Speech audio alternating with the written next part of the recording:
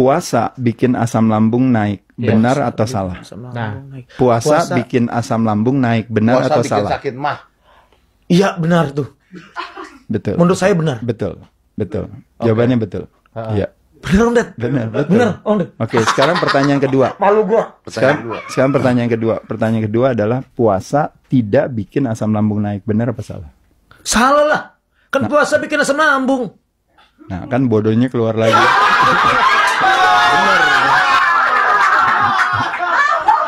Maksudnya Kasar nih. Wah, kasar tiba-tiba.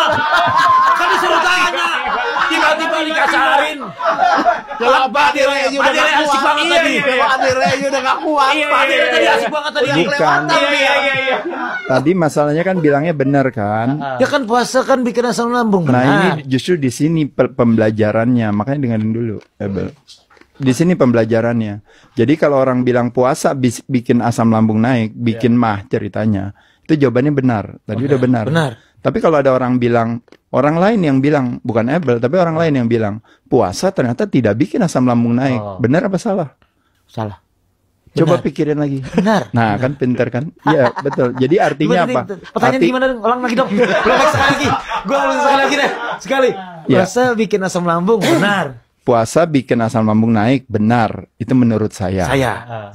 Tapi ternyata puasa tidak bikin asam lambung naik, ternyata benar juga. Gitu. Kata orang lain. Kata orang lain. Nanti saya akan bikin kata Ebel juga bisa jadi benar juga. Nah, maksudnya poin di sini saya cuma mau bilang, kenapa dua-duanya jawabannya benar? Karena jawabannya adalah ketika kita mengasosiasikan puasa sebagai ancaman, maka pada saat itu kemampuan kita memproduksi asam lambung berkurang. Asam lambung itu namanya the strongest acid in our body, itu namanya hydrochloric acid. Nah, itu karena kita jadikan ancaman, aduh saya nggak makan nih, nanti berarti bahaya nih buat saya. Nah, pada saat itu kan aktivasi fight or flight hadir.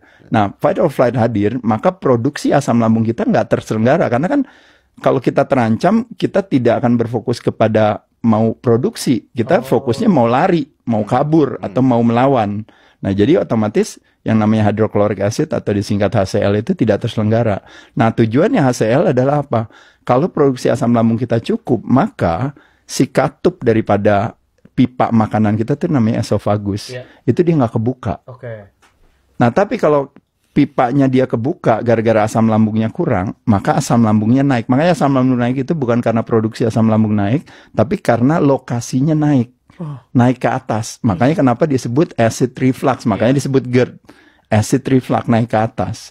Nah, jadi poinnya dari cerita ini adalah bahwa jadi kalau orang bilang, oh saya kan punya GERD. Nah, ketika dia bilang punya GERD, terus gimana, saya puasa atau enggak?